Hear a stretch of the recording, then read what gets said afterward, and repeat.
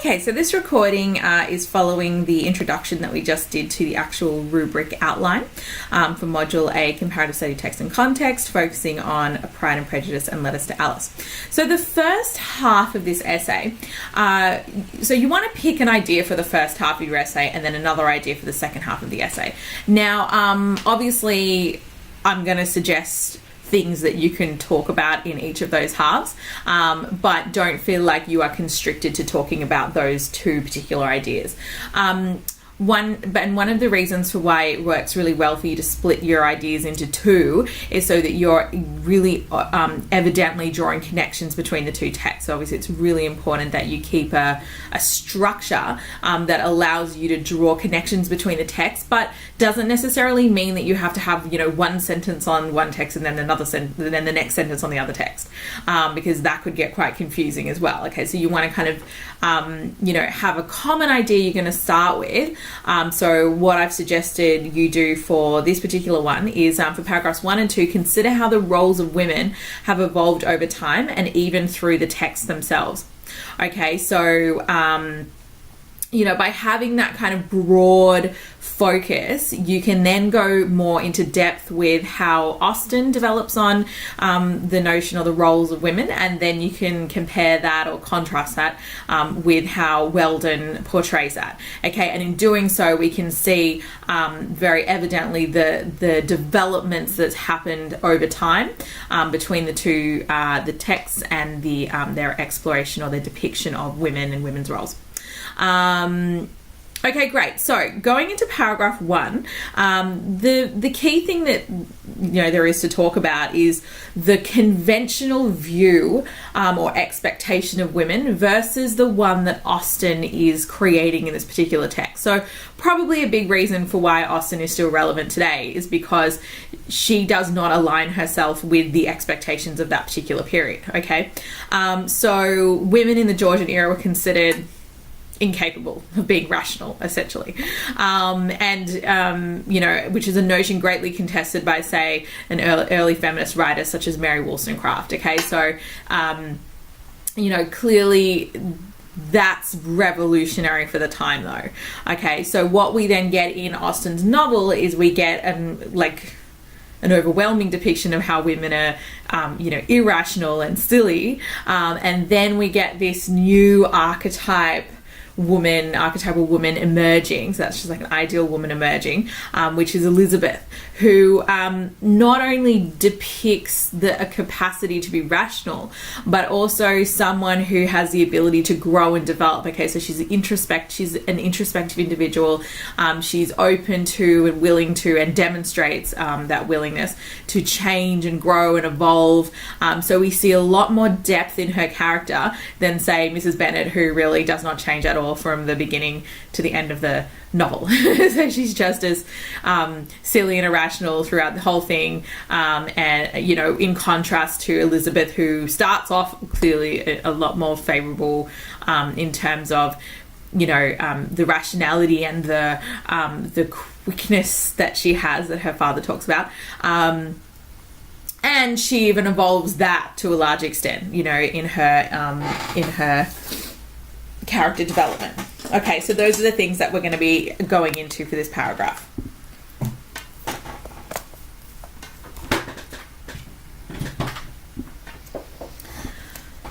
Okay, great. So if you have a look at the opening chapter of Pride and Prejudice, you can see a lot of what is set up about the the role of women in that particular era, in contrast to what Austen tries to recreate in terms of what this, ideal woman should be. Okay, so in the opening chapter, you've got Mr. Bennet's mockery of Mrs. Bennet. And that's really like the best place. Okay, so his description, well, to be fair, he does mock her, but you even see Austen mocking her, really. So you can see through the omniscient narration, Austen describing her to be a woman of mean understanding. Oh, there's a misquote there. Hold on a second. Little information, I believe it is. Let me just check that. Right at the end. Mean understanding, little information. Okay, so little information and uncertain temper.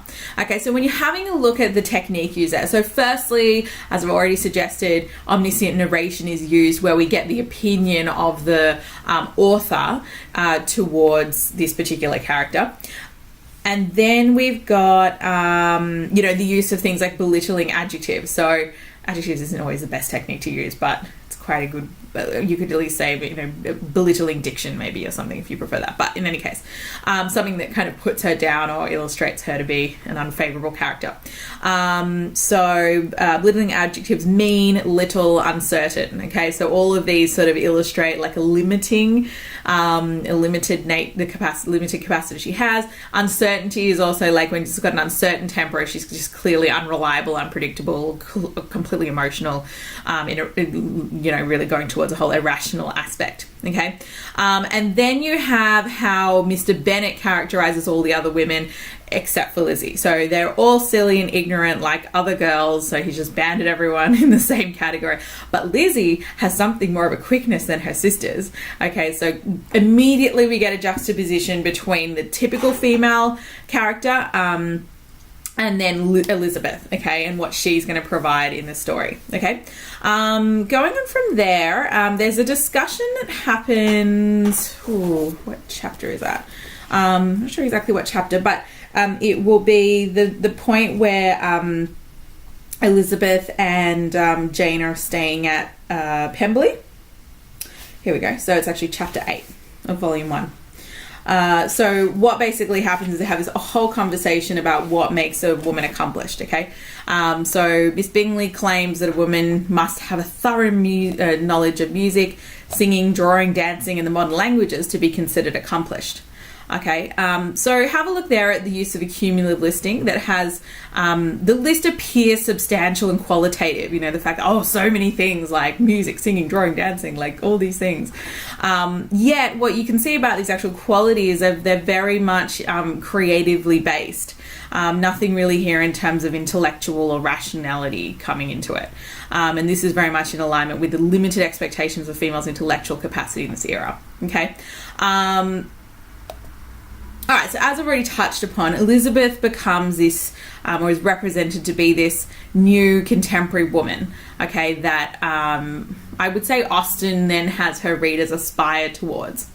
Particularly her female ones, okay? And note here how there's a didactic purpose. So the word didacticism is thrown around a lot, in particular for this comparative study between Weldon and Austen. And didactic means educational, okay? So what they're trying to do is they're trying to educate or inform their audience, their readers or whatever about something, okay? So in this particular situation, Elizabeth becomes the challenge to the traditional expectation, and in doing so, Austen is able to have a didactic purpose where she kind of upholds Elizabeth as the woman that we should be aspiring to, not, the stupid Lydias and Mrs. Bennets of the world who Austen spends ample time mocking so that we wouldn't want to emulate them because we wouldn't want to be that stupid as well, okay? So that's how she sort of uses satire very cleverly to diminish the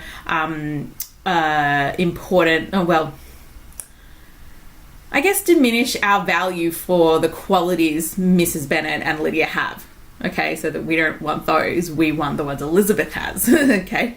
All right, great. So she is considered a great reader, which happens to be very much in alignment with what Mr. Darcy now says that he thinks women should have, which we'll come to in a second. So Elizabeth has a quickness juxtaposed with the other girls who Mr. Bennet claims are silly and metaphorically vacant. So that's sort of just touching back on the quote used earlier, but it just uses it in a bit of a different way and obviously uses that metaphor vacant. Vacant meaning like empty or lacking substance.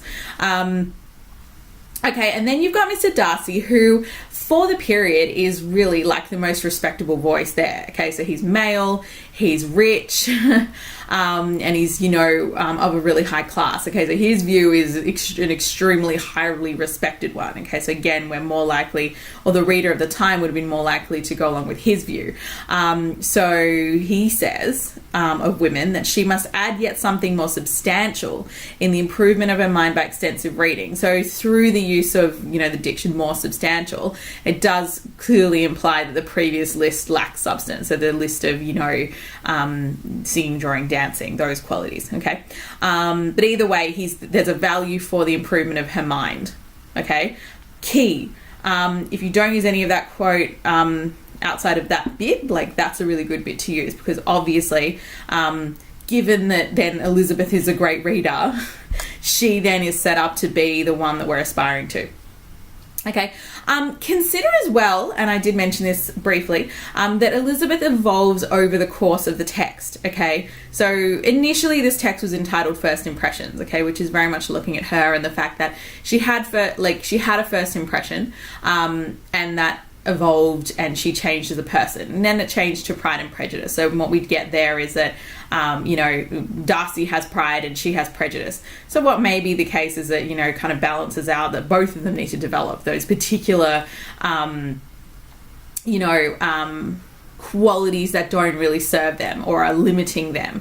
Okay, so although we have this high regard for Elizabeth right from the outset, the fact that she has this prejudice that blinds her or limits her ability to see things clearly or to value people or see what's really going on, she actually is able to develop herself and evolve past that prejudice. So through her own character development, there's a real value for the evolution of one's character, which is again a far more substantial quality and something that Austen clearly values for both Darcy and Elizabeth, not just Elizabeth, but the fact Elizabeth is capable of it is really important, because it illustrates that women are not just kind of superficial, fickle characters that don't change throughout their lives. Okay. All right, cool. So she depicts a depth of character that distinguishes her clearly from other women around her. And then just as a quick thing, look, you don't really need to quote from a critic or anything. Sometimes if you have a really short one, you can throw in there. You may have time for it. See how you go. But Walter Anderson basically said that Elizabeth demands proper respect for herself as a rational creature. Okay, so again, coming back to that whole new view of the role of women that Austen creates, very much in contrast to her particular context. Okay, then for paragraph 2, you'd then be linking that down from the previous one on Pride and Prejudice, discussing the influence of second wave feminism and focusing on the right for equality and education in the workplace. So in contrast to the limited expectations on women in the Georgian era, there's a much higher regard for women's education, equal rights, and intellectual capacity in the postmodern or the late 20th century era. Okay, so that's definitely the first thing to say. And look, you could consider that writers like Jane Austen actually really now you can't fully claim this because we can't say that Jane Austen is a feminist or anything like that, but clearly the themes and the ideas in her text would have very much contributed to the shifting mentality in society that people had towards women's capacity. Okay, something which then formulated into a political movement, i.e. feminism, that then saw to, the consideration of women's equality and intellectual capacity as, just normal, okay, rather than, something that was like a surprise or anything. Okay, cool. So similar to Austen, Weldon's text is highly didactic. So pretty differently, like Austen does it through fiction. She does it through, characters, through, kind of mocking particular characters and so on. She sort of creates that didactic tone, whereas Weldon doesn't need any of that. She can just be straight into what she thinks, okay, which again, like that forthrightness, that bluntness that she has, is very much a reward of the second wave of feminism that she is a product of. So she herself is highly educated, and she's educating her niece. So the fact that it's even structured that way, through the use of, didactic epistolary form, of her writing these letters, educating her niece on how the world has changed, that in itself is very much an indication of how things have really shifted for women.